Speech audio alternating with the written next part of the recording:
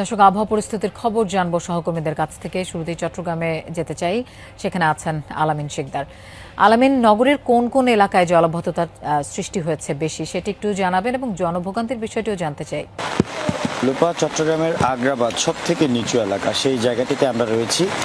সেখানে ঠিক একটু যদি পরিস্থিতিটা যদি একটু দেখাতে চাই, আমরা পুরো এই এলাকাটি চারোপাশ, অর্থাৎ বাণিজ্যিক এলাকা বলা হয় এটিকে, এটির চারোপাশ একেবারে পানিতে তলিয়ে গেছে এবং এই দৃশ্য ঠিক শুরু হয় সকাল 8টা থেকেই। কারণ রাতে বৃষ্টি অনেকটা বন্ধ ছিল, বৃষ্টিপাত হয়নি বলা যায়।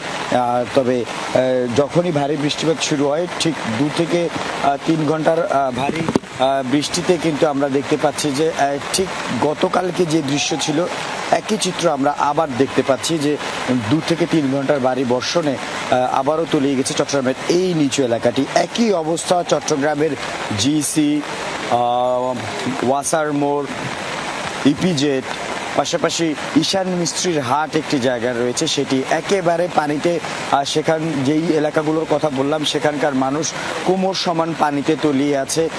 এই যে জায়গাগুলো, সেগুলোতে অফিসগামী মানুষের যাতায়াত রয়েছে, সেই অফিসগামী মানুষ বেশ ভোগান্তিতে পড়েছেন অফিসে যাতায়াতের ক্ষেত্রে।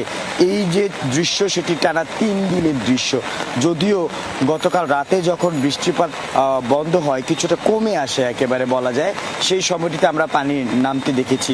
সকাল নাগাদ জোয়ারের সাথে সাথে আমরা যে বৃষ্টিপাত শুরু হয়েছে, সেই বৃষ্টিতে কিন্তু একেবারে নগরীর ঠিক আগের অবস্থায়, অর্থাৎ গত 2 দিনের যে দৃশ্য ছিল একই অবস্থায় ফিরে গেছে। গত 24 ঘন্টায় আবহাওয়া অফিসের রেকর্ড করা বৃষ্টিপাতের যে তথ্য, সেই তথ্য অনুযায়ী 394.3 মিলিমিটার বৃষ্টিপাত হয়েছে।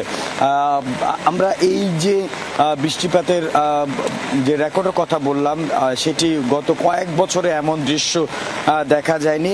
আবহাওয়া অফিসের রেকর্ড সেটাই বলছে। এই যে ভারী বর্ষণ, সেই ভারী বর্ষণের কারণে শুধুমাত্র এই এলাকাগুলোতে আমরা যে রিক্সাগুলো দেখছি, সেই রিক্সা ছাড়া অন্য কোনো যানবাহন চলতে পারছে না। সবগুলো যানবাহন, অর্থাৎ যেগুলো আমরা দেখি যে ইঞ্জিন চালিত, সেগুলোর বন্ধ হয়ে রয়েছে, বিকল হয়ে গেছে এই সকল স্থানে আসতে গিয়ে। আর এই যে অবস্থা, সেই ভোগান্তি বৃষ্টিপাত বাড়ার সাথে সাথে পুরো চট্টগ্রামের যে নিচু এলাকাগুলো রয়েছে সেখানকার মানুষের আমরা আলামিন দেখেই বুঝতে পারছি জনভোগান্তি কোন পর্যায়ে পৌঁছেছে। ধন্যবাদ আমাদের সাথে যোগ দেওয়ার জন্য। আমরা এবার বান্দরবানে যেতে চাই, বাটিং মার্মার কাছে। বাটিং, এই মুহূর্তে বান্দরবানের কি অবস্থা দেখছেন? পাহাড়ে যারা ঝুঁকিপূর্ণভাবে বসবাস করছে তাদের সরিয়ে নিতে প্রশাসন কি ধরনের তৎপরতা নিয়েছে?